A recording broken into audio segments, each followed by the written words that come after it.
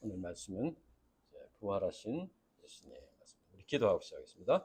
하나님 아버지 감사합니다. 이렇게 또 마가복음 말씀 우리에게 주심을 감사합니다. 오늘 이 귀한 말씀이 우리의 양식이 되게 주시옵소서. 우리 마음에 새겨지게 하여 주시옵시고, 이 말씀이 우리의 삶을 이끌어주는 말씀이 되게 해주시고, 우리의 여러 가지 어려운 형편 속에서 승리하게 하는 말씀이 되게 해주시옵소서. 감사합니다. 예수님 이름으로 기도합니다. 아멘. 예수님께서 십자가에 못 박혀 죽으셨으나 장사한 지 3일 만에 부활하셨습니다.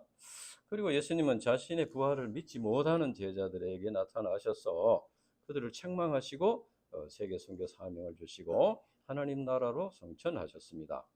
오늘 본문 말씀은 예수님의 그 부활이 우리 인간에게 주는 의미가 무엇인가, 예수님의 부활과 나와 무슨 관계가 있나, 이것을 가르쳐줍니다. 나와 관계가 없는 진리는 그거는 진리로서 아무런 가치가 없는 것이죠. 나와 관계가 있어야 됩니다. 안식 후 이른 아침에 여자들이 예수님 무덤에 갔는데 가서 보니까 이제 무덤 문이 열려 있더라. 그 당시 죽은 사람은 장례를 할 때 시체가 썩는 냄새를 막기 위해서 향품을 발랐습니다. 그런데 예수님은 이제 안식 하루 전날 금요일 날 돌아가셔서 이제 그날 장례를 치러야 되는데, 그날 그 해질 때가 되면은 안식일로 넘어간다. 그래서 시간이 촉박했습니다. 그래서 이제 향품을 바를 그런 여유가 없었습니다. 그래서 이제 이 여자들이 무덤을 확인해 놓고 이제 안식일이 지난 주일 새벽에 가서 향품을 바르려고 이렇게 준비를 하고 있었습니다. 그래서 이제 주일 새벽에 이제 무덤으로 갔는데, 이 여자들이 가면서 걱정이 됐습니다. 왜냐하면 장례를 칠 때 보니까 큰 돌문을 무덤에 이렇게 막아놓고 군병들이 지키고 있었다는 것이죠. 그래서 이제 염려하면서 누가 돌을 굴려주리요 하면서 이제 염려하면서 갔습니다. 그런데 여자들이 가서 보니까 입구에 막힌 큰 돌이 벌써 굴려져 있었고 무덤이 열려 있었습니다. 여자들이 놀라서 무덤 안에 들어가 보니 예수님의 시체는 없고 흰 옷 입은 한 청년이 우편에 앉아 있었습니다. 이 청년은 마태복음 28장에 보면 천사였다, 이렇게 기록되어 있습니다.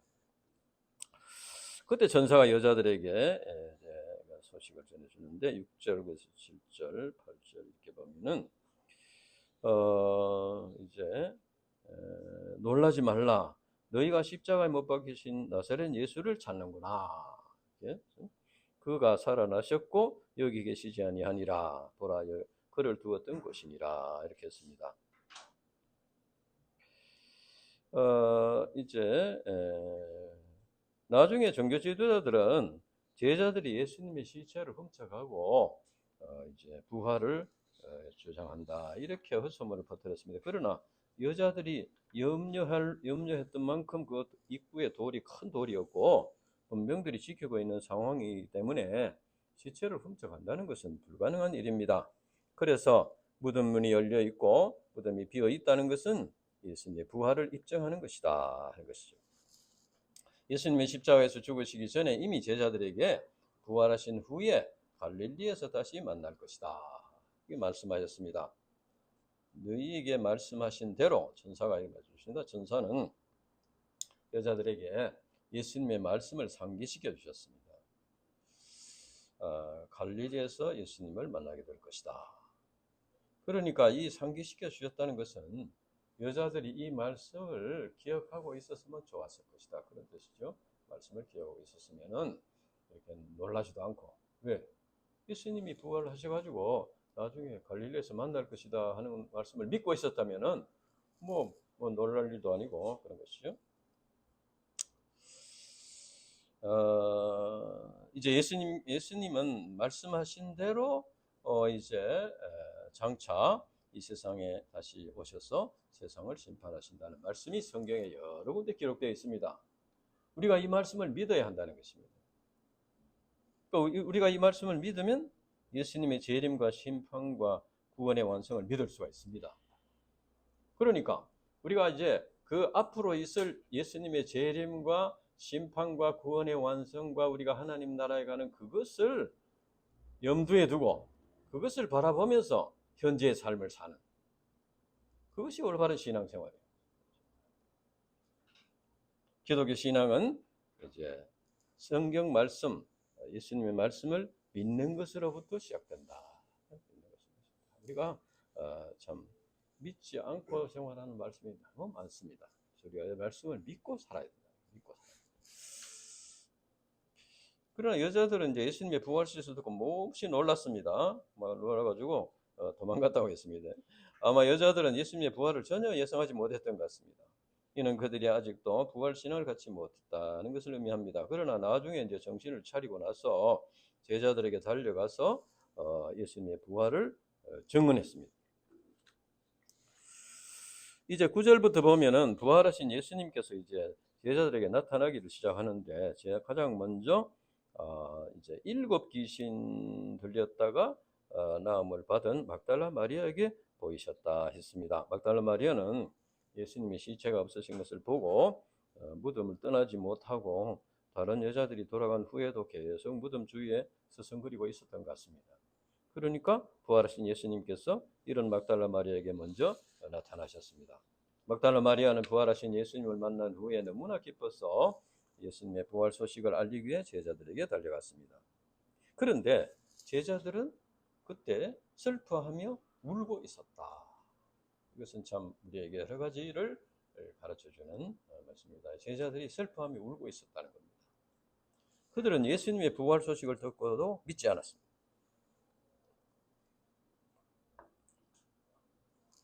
예수님은 죄와 사망 권세에 눌려서 고통당하고 있는 우리 인간들을 구원하시고 기쁨과 소망과 자유와 평안을 주시기 위해서 이 땅에 오셨습니다. 그래서 성경에 보면은 사마리아 여자, 38년 된 병자, 간암 중에 잡힌 여자, 그라사 광인, 로마 군인 백부장, 사람들이 예수님을 믿고 영접함으로써 그 마음속에 기쁨과 자유와 평안과 소망을 얻게 된 것을 우리가 그런 예들을 볼 수 있습니다. 그런데 누구보다도 열심히 예수님을 따라다니던 제자들이 왜 이렇게 슬퍼하며 울고 있었을까? 슬퍼하며 울고 있었을까? 제자들은 평범한 시골 청년으로서 대부분 물고기를 잡는 시골 어부들이었습니다. 이들이 예수님의 부르심을 받고 배와 그물과 가족을 버려두고 그런 아픔을 결단하고 제자의 삶을 출발했습니다. 그리고 머리 둘 것 없이 사실은 예수님을 따라다니면서 많은 고생을 했습니다. 바리새인들로부터 이제 또 비난을 받고 박해를 받기도 했습니다. 그런데 이 제자들은 예수님을 따르면서 큰 희망과 포부를 가지게 되었습니다. 그것은 바로 예수님이 예루살렘에 올라가기만 하면은 메시아 왕국을 건설할 것이다. 이런 기대와 희망을 가지고 있었습니다.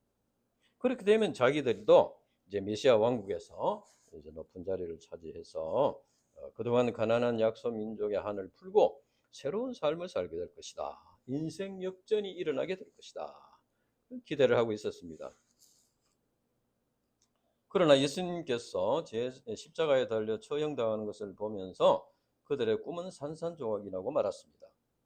제자들은 예수님을 장례하고 나서 지나간 3년 동안을 돌아보면서 아마 여러 가지 생각이 났을 것입니다.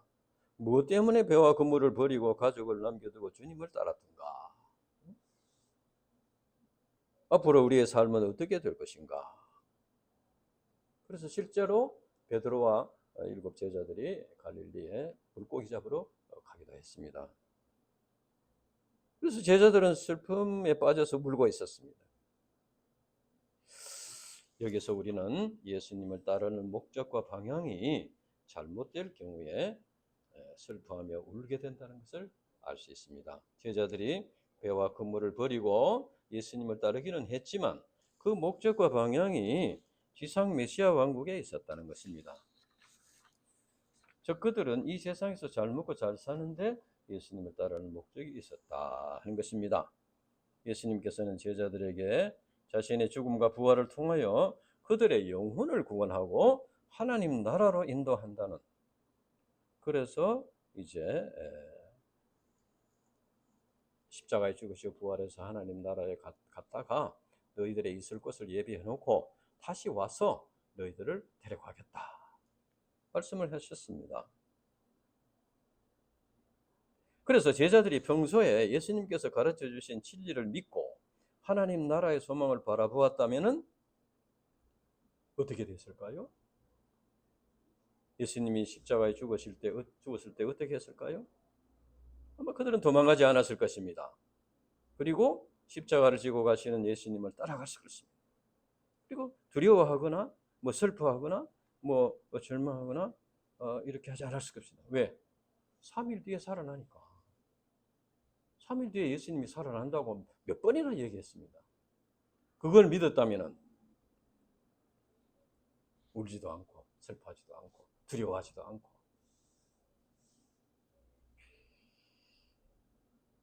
예수님을 3일 동안이니까 3일 후에 오시니까 기다렸을 것입니다.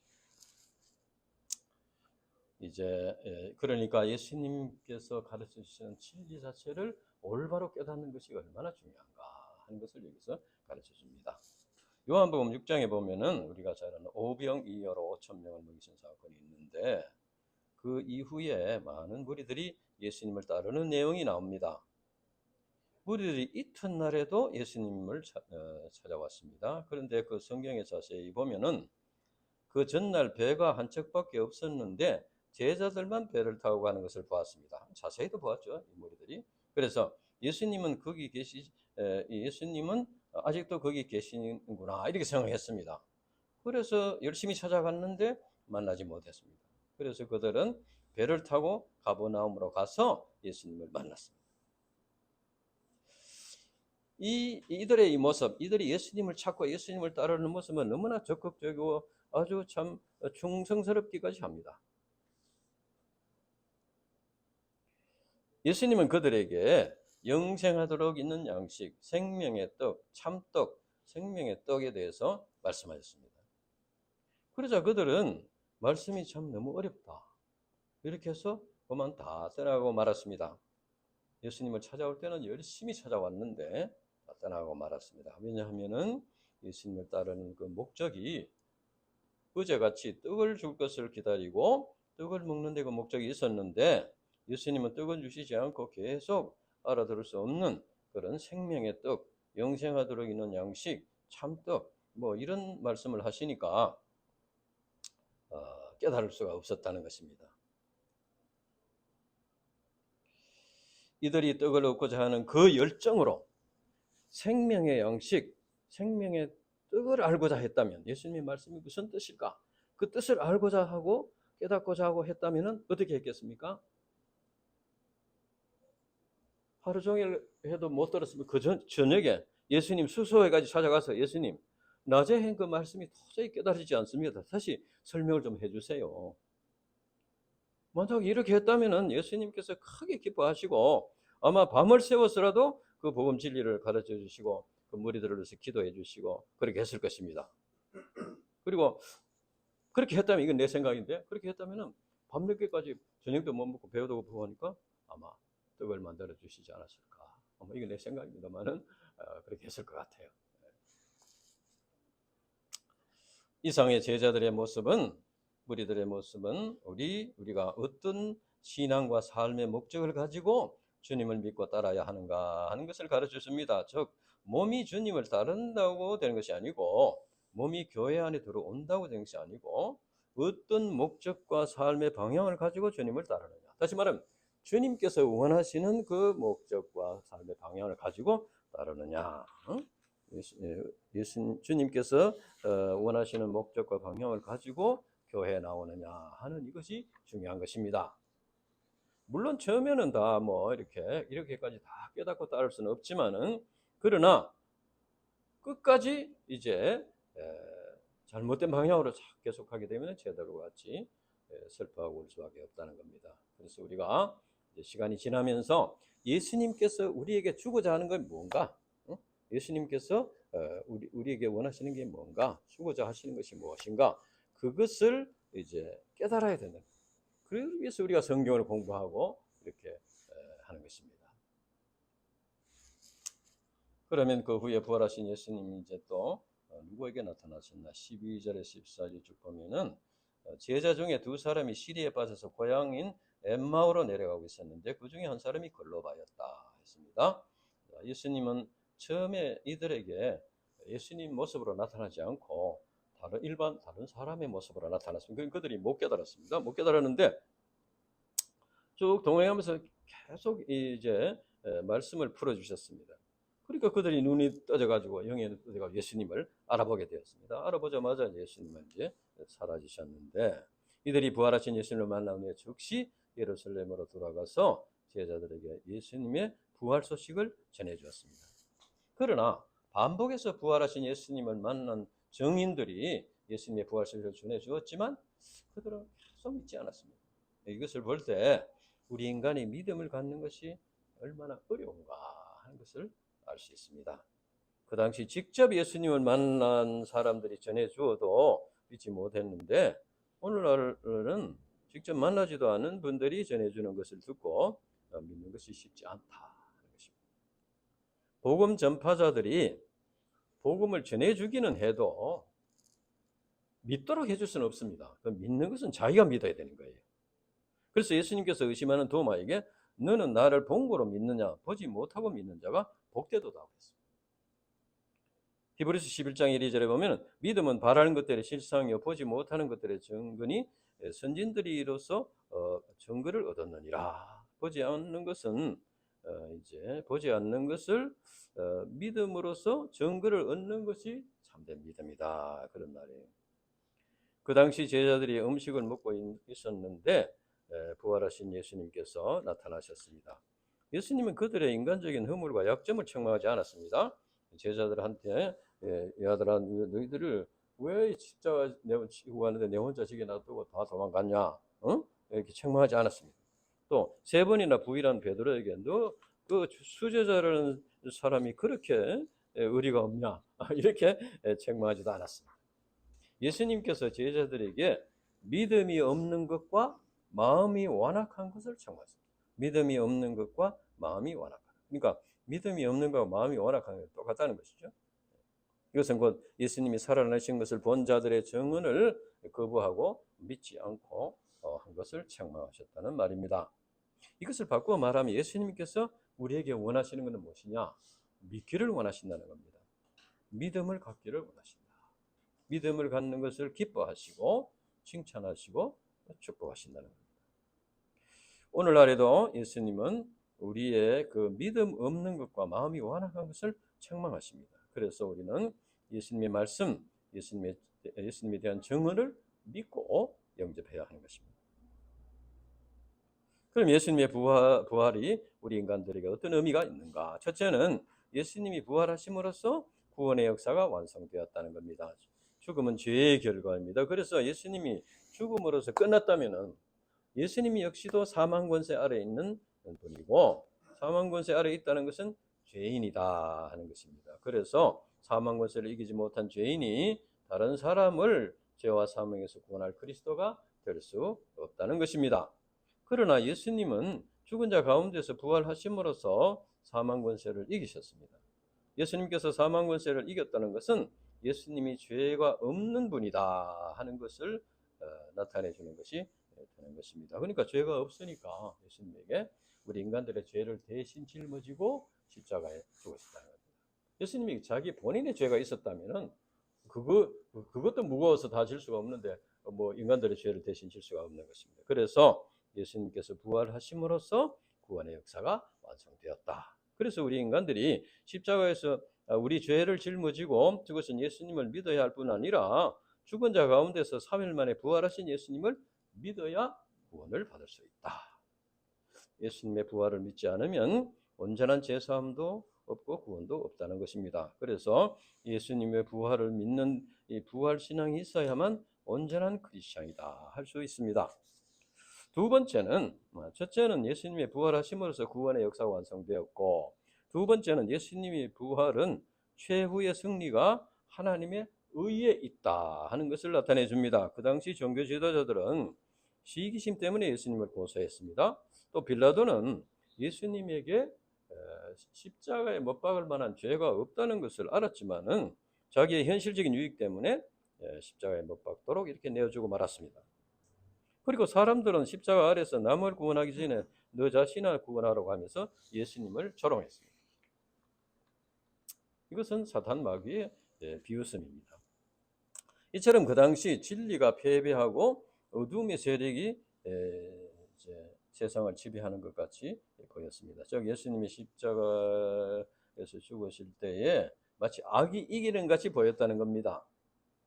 그러나 예수님이 부활하신 것은 최후 승리가 하나님의 의에 있다 하는 것을 입증해 주는 것이다. 진리가 승리한다는 것입니다. 진리가 일시적으로 이렇게 패배하는 것 같이 보였지만 결국 승리한다. 우리가 믿는 진리가 승리한다. 우리 신자들은 예수님을 믿음으로 구원받았으나 아직 죄악에 관영한 세상에서 살고 있습니다. 그래서 이 세상에는 참 불의한 자들이 잘 되고 어떤 겉모술수를 부리고 남을 속이고 부정한 방법으로 이익을 남기고 이런 사람들이 또 잘 되는 것 같고 유능한 사람으로 인정받는 것 같고 그렇습니다. 그런데 이런 시대에 말씀을 믿고 신앙 양심대로 사는 자들이 어리석은 것. 그래서 조롱을 당하는 경우가 있습니다. 그래서 이런 세상에서 신앙생활을 하는 것이 무슨 의미가 있나 이런 참 회의가 들기도 합니다. 우리가 복음을 전해 보면은 참 복음을 잘 영접하지 않습니다.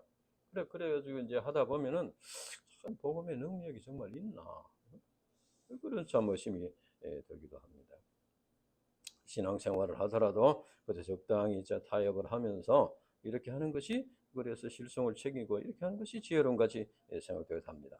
그러나 우리는 죽음의 권세를 이기시고 부활하신 예수님을 바라봐야 합니다. 예수님의 부활하심으로써 사탄 마귀의 권세를 이기고 죄와 사망 권세를 물리치시고 승리하셨습니다. 하나님께서 예수님을 다시 살리심으로써 죄와 사망 권세에 사로잡혀 있는 사단 마귀를 심판하시고 하나님의 의를 나타내셨습니다. 우리가 부활하신 예수님을 바라볼 때 하나님의 말씀을 쫓아서 믿음의 삶을 사는 것이 가장 지혜로운 삶이다. 승리하는 삶이다 하는 것을 확신할 수 있습니다. 그래서 우리는 예수님의 부활을 믿어야 합니다. 세 번째는 예수님의 부활은 우리 인생들에게 산 소망을 줍니다. 아담이 타락한 이후에 인간은 하나님으로부터 죽음을 선고받았습니다. 세상 모든 사람은 다 죽어서 흙으로 돌아갑니다. 중국의 진시 황제는 불로초를 구해서 죽음을 이기고 영생하고 돌아가려고 노력했지만 결국 죽었습니다. 동물은 자기가 죽는다는 것을 모릅니다. 그러나 인간은 자기가 죽는다는 사실을 아는 자의식이 있기 때문에 죽음을 두려워합니다. 세상 사람들은 죽음을 자연의 법칙으로 받아들이고 인생은 결국 어머니 뱃속에서 나와서 무덤으로 가는 존재다 이렇게 생각합니다. 그러니까 참 너무나 허무한 것이죠. 이렇게 생각할 때 참 목적도 없고 의미도 없고 허무한 존재가 될 수밖에 없습니다. 그래서 내일 죽을 터이니 오늘 먹고 마시자 이렇게 하기도 합니다. 이 세상을 바라볼 때 모든 것이 서서히 죽어가고 있습니다. 그러나 예수님께서 부활하심으로 죽음이 끝이 아니라는 것을 보여주셨습니다. 죽은 후에는 영광스러운 부활이 있고 새로운 삶이 있다는 것을 보여주셨습니다. 예수님께서는 나사로가 죽었을 때 그가 죽은 것이 아니라 잔다 이렇게 말씀하셨습니다. 우리가 평안히 잠자리에 들 수 있는 것은 다음 날 아침에 깨어나서 새 삶을 산다는 희망이 있기 때문입니다. 이처럼 우리 인간에게 죽음이 끝이 아니라 영원한 하나님 나라에서 새로운 삶을 시작하는 것입니다. 사람이 이 세상이 전부라고 생각할 때 여러 가지 풀리지 않은 의문들이 많습니다. 그 중에 하나가 참 이 세상은 불공평한 점들이 있습니다. 그래서 죽음은 끝이다 생각할 때, 이 세상이 끝이다 할 때 운명적인 슬픔에 빠지기도 합니다. 그리고 왜 태어났는지 자기가 태어나고 싶어 난 것도 아니고 왜 태어났는지 무엇을 위해서 살아야 하는지 모르기 때문에 방황하게 됩니다. 그리고 가족, 친척, 세상, 친구, 동료 뭐 여러 가지 어울려서 살고 있지만 마음이 하나 되어 있는 것이 참 어렵습니다. 그래서 끊임없이 갈등이 일어나고 싸움이 일어나고 그래서 고독한 삶을 살게 된다는 것입니다. 그러나 우리가 부활신앙을 가질 때 이 세상은 잠시 지나가는 참 삶의 나그네의 삶에 불과하다 하는 걸 알 수 있습니다. 영원한 하나님 나라의 소망을 바라보게 됩니다. 그래서 이 세상에서 사는 동안에도 이 세상에서 사는 날 동안에도 이 세상이 전부가 아니다 하는 것을 믿고 살면은 이 세상의 것에 매이지 않게 됩니다. 영원한 하나님 나라가 있다는 것을 믿고 이 세상을 사는 것과 그냥 이 세상이 전부라고 생각하고 이 세상을 사는 것과는 다르다. 우리가 영원한 하나님 나라를 바라보면서 이 세상을 살 때 이 세상의 것에서 자유함을 얻는다는 겁니다. 그래서 진리가 너희를 자유케 하리라 말씀하셨습니다. 예수님은 제자들의 그 믿음 없는 것과 마음이 완악한 것을 책망하신 후에 15절에 보면은 온 천하에 다니며 만민에게 복음을 전파하라 했습니다.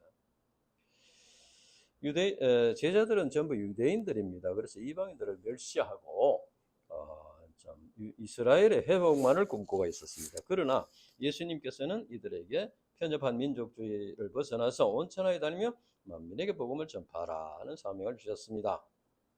이것은 하나님께서 유대인들을 택하셨지만은 유대인들만의 구원을 원하시는 것이 아니고 세상 만민의 구원을 원하신다는 것입니다. 그래서 너희는 온 천하에 다니며 만민에게 복음을 전파하라 이 말씀은 예수님께서 남기신 유언적인 명령입니다. 그래서 예수님을 믿고 구원받은 신자들은 다 이 말씀에 순종해야 한다는 것입니다. 그래서 이제 조선 말기에 많은 선교사님들이 우리나라에 와서 이 말씀에 순종해서 복음을 전해 주었기 때문에 오늘날 우리들이 이제 구원받게 되었습니다. 우리 한국 교회에서도 많은 선교사들을 또 세계 선교 명령에 순종해서 이제 나갔습니다. 우리 UBF에서도 많은 선교사들이 지금 나가서 복음을 전하고 있습니다. 복음을 전하는 사람이 있어야 들을 수 있고 복음을 들어야 자기 죄를 깨닫고 회개하고 이제 예수님을 믿음으로 구원받을 수가 있습니다. 그래서 복음 진리를 듣고 믿는 자에게는 구원이요 믿지 않는 자에게는 심판이다. 그래서 우리 인간이 복음 진리를 믿으면 좋고 안 믿으면 뭐 그만이 아니고 반드시 믿어야 할 절대적인 진리라는 것입니다.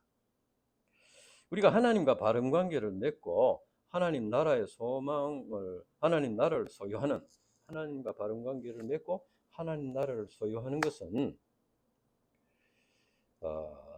교회 안에 들어와서 그저 신앙 행사에 참여하는 것만을 의미하는 것은 아닙니다. 우리 인간이 예수님의 십자가의 공로를 믿고 예수님의 부활을 믿을 때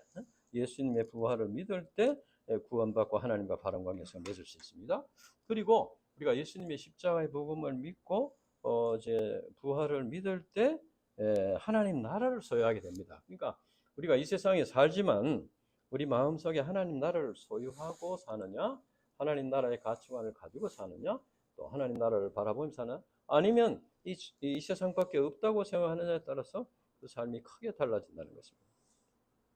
우리가 하나님 나라를 소유하고 살 때 거기에 참된 행복이 있습니다. 그래서 예수님께서 니고데모에게 물과 성령으로 거듭난 하나님 나라를 볼 수 있다. 그래서 우리는 먼저 복음 진리를 믿고 영접함으로써 참된 행복을 누리는 자가 되어야 합니다. 그리고 우리가 이제 열심히 복음을 전파함으로써 그 행복을 나누어 주는 자들이 되어야 한다. 나누어 주는 자들이 되어야 한다. 그러니까 사실은 이제 예수님을 믿고 구원받은 자의 행복을 우리가 누려야 양을 칠 수가 있습니다. UBF 멤버를 누려야 되는 것처럼 생각해서는 안 되고 우리 자신이 참된 행복을 누릴 때 그 행복을 나누어줘야 됩니다. 이런 자세로 이제 감당해야 됩니다. 그러면 연약한 제자들이 세계 선교를 어떻게 감당할 수 있을까? 17절에 10절을 보면은 믿는 자들에게 이런 표적이 잇따르리니 복음 역사는 사단 마귀의 역사입니다. 사단 마귀와의 역사입니다. 마귀와 싸움입니다. 복음 역사는 사단 마귀와의 싸움입니다. 그래서 우리 인간의 힘으로는 이길 수가 없다는 겁니다. 예수님께서 사단 시험을 이기셨고 또 귀신 들린 자의 귀신을 쫓아내 주셨습니다. 그래서 제자들이 부활하신 예수님을 믿을 때, 예수님의 이름 권세를 의지할 때 사단 마귀의 권세를 물리칠 수가 있다. 그리고 이거 보면 새 방언을 말하는 성령의 은사를 주신다고 약속하셨습니다. 성령의 은사는 고린도전서 12장 8절에 10절에 보면은 지혜의 말씀의 은사, 지식의 말씀의 은사, 믿음의 은사, 병 고치는 은사, 능력의 은사, 예언의 은사, 영을 분별하는 은사, 방언의 은사, 방언을 통역하는 은사. 그런데 이제 이런 은사 중에 방언의 은사나 병 고치는 은사는 조금 신비한 느낌이 듭니다. 그러니까 느낌이 드니까 이런 방언의 은사나 병 고치는 은사를 크게 생각할 수 있습니다. 그래서 한국 교회에서도 옛날에 막 한창 이 은사를 할 때 방언 못하면은 구원 못 받은 거로 이렇게 생각하는 경우도 있었습니다. 그러나 이 말씀에 가만 자세히 보면은 이 은사 중에 지혜의 말씀의 은사, 지식의 말씀의 은사, 믿음의 은사가 먼저 나옵니다. 방언의 은사는 제일 끝에 나옵니다. 이것은 말씀을 깨닫고 하나님의 뜻을 깨닫고 믿도록 이렇게 깨닫게 하는 그 은사, 그만큼 이제 그 하나님 지혜의 말씀의 은사, 지식의 말씀의 은사가 그만큼 중요하다 하는 것입니다. 사도행전 2장에 보면은 제자들이 성령의 충만함을 받고 이제 성령의 은사를 받고 사도행전에 놀라운 역사를 이룬 것을 볼 수 있습니다. 본문 말씀에 예수님께서 하늘에 올라가셔서 하나님 우편에 앉아 계신다는 것과 복음을 전파하는 제자들과 함께 하신다. 이런 말씀이 나옵니다. 그러니까 예수님은 하나님 나라에 올라가시는데 또 제자들과 함께 하신다는 것도 무슨 의미인가?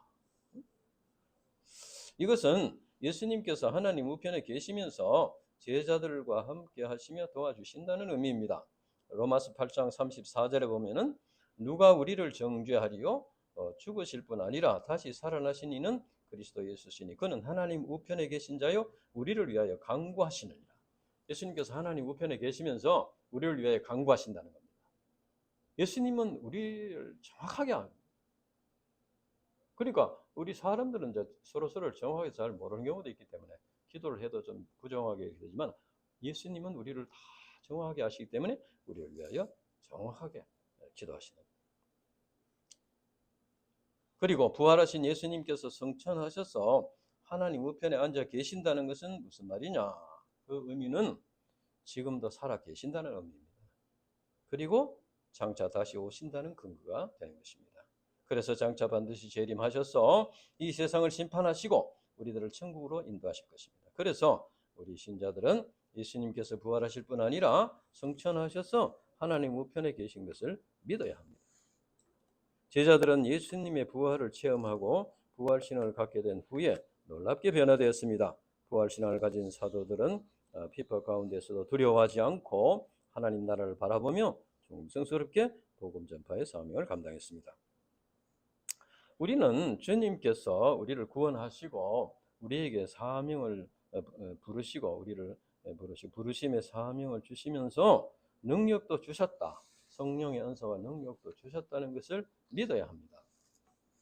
그런데 이제 여기에 오해가 생길 수 있습니다. 왜냐하면 어떤 분이 전도자에게 농약을 가져와 가지고 예수님께서 무슨 독을 마실지라도 해를 받지 않겠다 말씀하셨으니 당신이 있으면 마셔보고 죽지 않으면 내가 믿겠다. 그 말이 됩니까? 그래가지고 그러나 이것은 예수님을 시험하는 것이지 믿는 것은 아닙니다. 먹어보고 안 죽으면 믿겠다. 이건 뭡니까? 하나님께서 내가 원하신 대로 해주면 믿겠다 하는 것 똑같습니다. 먼저 믿고 그것이 이루어지는 것을 체험하는 것이 믿음입니다. 욥기 23장 10절에 보면은 그러나 내가 가는 길을 그가 아시나니 그가 나를 단련하신 후에는 내가 순금같이 나오리라 이런 말씀이 있습니다. 그러니까 부활신앙이라는 것은 나중에 죽은 후에 다시 살아나는 것만을 의미하는 것이 아니고 현재적으로 살아나는 역사, 현재적인 부활. 역사를 우리가 믿는 것입니다. 내가 순금같이 나오리라는 말씀은 현재적인 부활의 의미입니다. 복음 역사는 죽은 영혼이 살아나는 역사입니다. 그래서 예수님의 말씀을 이제 영생하도록 있는 양식, 생명의 양식, 참떡 이렇게 했습니다. 예수님의 죽으심과 부활의 복음 진리를 믿을 때 우리 자신의 악한 본성이 변화돼서 새 피조물로 변화가 됩니다. 이것이 다시 살아나는 것입니다. 새 피조물로 다시 죽은 영혼이 살아나는 것입니다. 우리가 예수님을 믿고 예수님이 십자가의 죽으심과 부활의 진리를 믿을 때 우리 가정이 살아나고 우리 자녀들이 살아나는 것을 믿는 것이 현재적인 부활신앙이다. 우리가 부활하신 예수님을 믿고 성령의 능력을 덧입을 때 이 경북대, 계명대, 영남대, 대구대, 가톨릭대, 교육대 이 복음 역사가 다시 살아난다는 것을 믿는 것이 현재적인 부활신앙이다. 로마서 8장 18절에 보면은 생각하건대 현재의 고난은 장차 우리에게 나타날 영광과 좋게 비교할 수 없다고 했습니다. 우리 신자들이 장차 나타날 영광을 바라보면서 현재의 고난을 감당하는 것이 현재적인 부활신앙이다. 신앙생활이라는 것은 자기를 부인하고 자기 십자가를 지고 주님을 따라가는 삶입니다. 그래서 우리가 장차 나타날 부활의 영광과 하나님 나라의 영광을 바라보면서 현재 자기를 부인하고 자기 십자가를 지고 주님을 따라가는 삶을 사는 것이 현재적인 부활신앙이라는 것입니다. 그래서 우리가 부활신앙을 가질 때 이 세상에서 참된 자유를 누릴 뿐 아니라 최후 승리를 확신할 수가 있다. 그래서 우리가 이 부활신앙을 가지고 승리하는 삶을 살기를 간절히 바랍니다. 우리 기도하고 마치겠습니다. 하나님 아버지 감사합니다. 예수님께서 우리의 죄를 짊어지고 십자가에 죽으실 뿐 아니라 죄와 사망 권세를 이기시고 부활하셨음을 믿습니다. 우리가 이 믿음을 우리에게 참 우리가 주시옵소서. 이 믿음이 참 우리가 이 믿는 것이 참 쉽지 않지만 그러나 우리가 예수님의 십자가의 죽으심과 부활의 진리를 믿음으로써 우리가 이 세상에서의 참된 자유를 얻고 이제 또 승리의 삶을 살 수 있도록 축복해 주시옵소서. 감사합니다. 예수님 이름으로 기도합니다. 아멘.